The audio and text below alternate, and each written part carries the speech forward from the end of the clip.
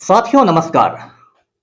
पटना बिहार से मैं Amitabh Kumar Das, IPS 94 batch, और आप देख रहे हैं मेरा अपना यूट्यूब चैनल दास बोले बिंदास।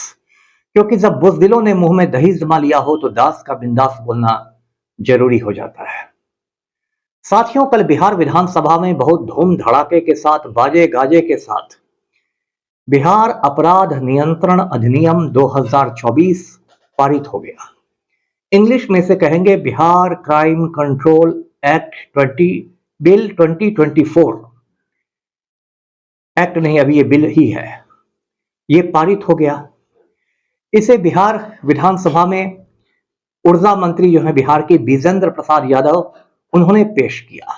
विजेंद्र यादव से मुझे एक बात याद आ गई। जब 1996 में 96 में मैं मुजफ्फरपुर में फील्ड ट्रेनिंग कर रहा था, तो उस जमाने में भी विजेंद्र यादव मंत्री हुआ करते थे लालू सरकार में। मुजफ्फरपुर में इनकी कार को उग्र भीड़ ने घेर लिया था। इनकी कार में आग लगा दी गई थी। ये बहुत मुश्किल से अपनी जान बचाकर भागे थे और एक जगह बिल्कुल समझिए दुबके हुए थे। वहां हम लोग पुलिस के साथ गए और हम लोगों ने इनकी जान बचाई, इनको रेस्क्यू किया। हो सकता है विजेंद्र यादव इस घटना को भूल गए हों, लेकिन मुझे ये घटना अच्छी तरह याद है। इस पर मैं कभी बाद में वीडियो भी बनाऊंगा। तो अभी मैं इस अधिनियम की बात कर रहा था। अब इस अधिनियम में क्या क्या बिंदु हैं वो ध्यान से सुनिए, क्योंकि बिहार सरकार अपने मुंह मियां मिट्ठू कर रही है। बिहार सरकार का कहना है कि ये तो यूपी के गैंगस्टर एक्ट की तर्ज पर हमने लाया है, अब तो बिहार में नामो निशान मिट जाएगा माफिया का, अब तो बिहार में राम राज्य स्थापित हो जाएगा, अब तो शेर और बकरी एक ही घाट पर पानी पिएंगे।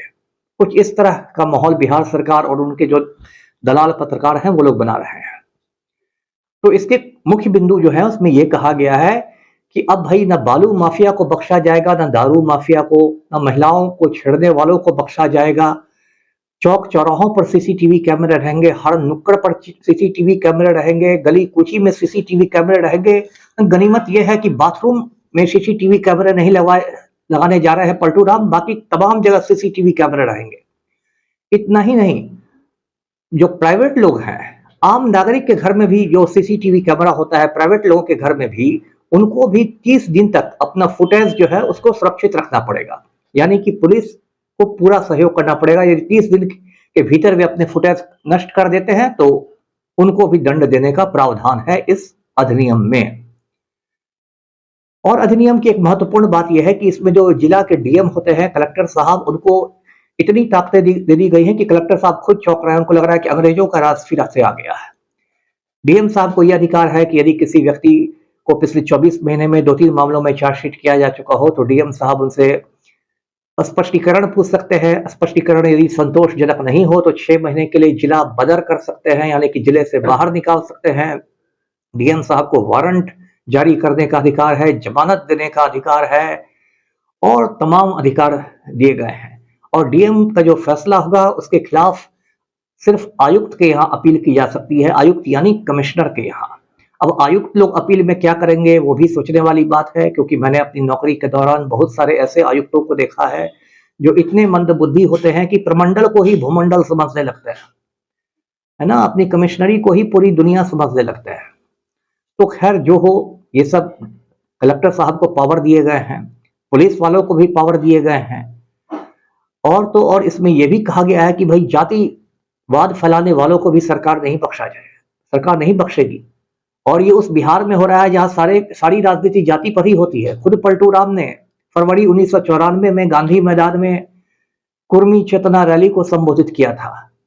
और रात दिन जहां लवकुश समीकरण ही बनता है, माई समीकरण बनता है, उस बिहार में जातिवाद फैलाने वालों को भी सरकार ने आगाह कर दिया है। तो ये सब बहुत सारी बातें हैं जिन पर अंतहीन डिस्कशन हो सकता है। छोटे वीडियो में मैं आपको संक्षेप में ही बताना चाहता हूं। लेकिन अब बात यह है कि क्या पलटू राम सच में अपराध को रोक सकते हैं? तो हकीकत कुछ और है। एक तस्वीर देख लीजिए।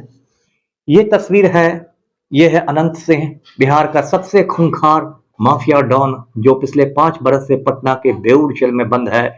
ये हमारे पलटू राम है, मुख्यमंत्री, जिन्होंने हाल में 6ठी बार पलटी मार के 9वीं बार शपथ लिया है।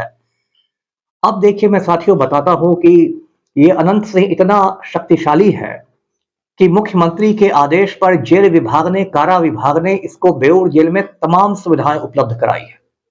अनंत सिंह के पास मोबाइल भी है और मोबाइल से वो मुख्यमंत्री से बातें करता है, मुख्यमंत्री को गंदी गंदी भद्दी भद्दी गालियां देता है और मुख्यमंत्री हुजूर हुजूर करके अनंत सिंह की गालियां सुनते हैं।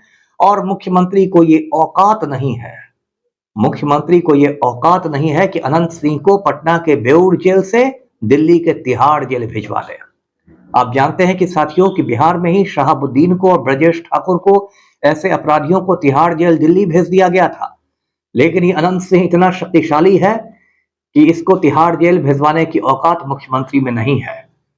12 फरवरी के एक दिन पहले इसने बेऊर जेल से मुख्यमंत्री को फोन किया, गंदी गंदी गालियां दी और कहा कि मेरी पत्नी नीलम देवी को मुंगेर लोकसभा सीट से चुनाव लड़वाओ। तो पलटू राम गिड़गिड़ाने लगे और अब बिहार के जो डिप्टी सीएम है विजय सिन्हा, उनको पलटू राम ने सुपारी दी है कि नीलम देवी को राम भक्त बना दे, यानी भाजपा में शामिल कर दें और मुंगेर से चुनाव लड़ाए।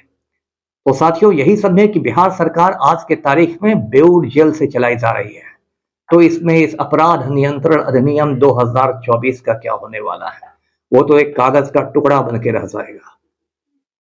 साथियों ये भी मैं याद दिला दूं कि पलटू राम ने खूनी आनंद मोहन को पिछले साल अप्रैल महीने में जेल से बाहर कर दिया था और उसे बाहर करने के लिए बिहार के जेल मैनुअल में कारा हस्तक नियम में संशोधन कर दिए थे।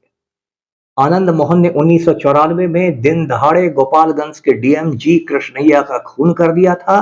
पटना हाई कोर्ट ने उसे मौत की सजा सुनाई थी, फांसी। सुप्रीम कोर्ट ने सजाए मौत को उम्र कैद में तब्दील कर दिया। और फिर पिछले साल पलटू राम के दिमाग में बात आई कि यदि आनंद मोहन को छोड़ दिया जाए तो राजपूत वोट बैंक में सेंधमारी की जा सकती है। इसलिए पलटू राम ने जेल मैनुअल में जो एक शर्त थी कि यदि किसी कैदी ने लोक सेवक की हत्या की हो तो उस कैदी को रिहाई में छूट नहीं मिलेगी, उसको पलटू राम ने हटवा दिया। और जो पलटू राम के एक बहुत बड़े चमचे हैं मुख्य सचिव आमिर सुबहानी, उन्होंने संवाददाता सम्मेलन बुला के, प्रेस कॉन्फ्रेंस बुला के कहा कि बिल्कुल खूनी को बिल्कुल छोड़ा गया है, वो बिल्कुल जायज है। अब कृष्णैया साहब की पत्नी ने सुप्रीम कोर्ट में आनंद मोहन की रिहाई को चुनौती दी है। 4 तारीख को उसकी आखिरी सुनवाई है और यदि उस खूनी की रिहाई को सुप्रीम कोर्ट रद्द कर देता है तो सोचिए पलटू राम के चेहरे पर कैसे कालिख पुतेगी। लेकिन पलटू राम जी, ये एक साथ नहीं हो सकता कि आप किसी खूनी को जेल से बाहर निकाल दें और फिर बिहार अपराध नियंत्रण अधिनियम 2024 भी ध्वनि मत से पारित करवा दें। पब्लिक आपका पाखंड समझ रही है। कथनी और करनी में इतना भी फर्क नहीं होना चाहिए। तीसरी जो एक महिला मंत्री का मैं जिक्र करता हूं वो है लेसी सिंह। अभी तो दोबारा वो उन्होंने शपथ नहीं ली है, लेकिन अभी 1 महीने पहले तक बिहार सरकार की शोभा बढ़ा रही थी। लेसी सिंह पूर्णिया में बाकायदा अपना गिरोह चलाती है। उसका पति बूटन सिंह बहुत खूंखार क्रिमिनल था। सन 2000 में पूर्णिया में उसकी हत्या कर दी गई। उसके बाद से उसकी गिरोह की कमान लेसी सिंह के हाथ में आ गई है। इस पर मैं एक अलग वीडियो बना चुका हूं। बिहार सरकार की मंत्री जो गिरोह भी चलाती है, उस वीडियो को अब तक 2.25 लाख लोगों ने देखा भी है। यदि आपने नहीं देखा हो तो आप जाकर देख लें। तो श्रीमती लेसी सिंह को अपना मिनिस्टर बना के अपनी पार्टी में रख के पलटू राम आप अपराध नियंत्रण पर नहीं कर सकते। तो इसलिए जनता को बेवकूफ बनाना छोड़िए। यदि सच में आपकी इच्छा शक्ति है अपराध को नियंत्रित करने की, तो आप अनंत सिंह को दिल्ली के तिहाड़ जेल भिजवाइए, आप आनंद मोहन को दोबारा जेल भिजवाइए और आप लेसी सिंह जैसी गिरोह को चलाने वाली को अपनी पार्टी से तत्काल निष्कासित कीजिए। नहीं तो ये जो क्राइम कंट्रोल बिल है 2024 का, ये एक रद्दी का कागज के सिवाय और कुछ नहीं रहेगा। कमेंट सेक्शन में अपने कमेंट्स डालिएगा और चैनल को सब्सक्राइब कीजिएगा। धन्यवाद।